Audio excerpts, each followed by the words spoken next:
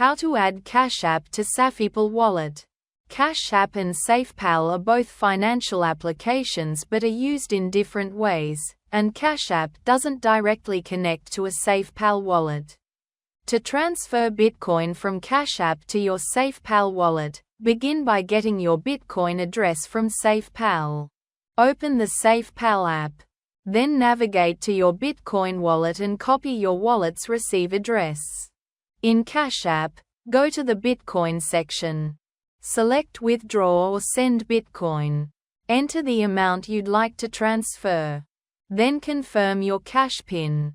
Paste your SafePal wallet address into the recipient field and confirm the transaction. After completing these steps, allow time for the transaction to be confirmed on the blockchain. Once processed, the Bitcoin will appear in your SafePal wallet. Thanks for watching.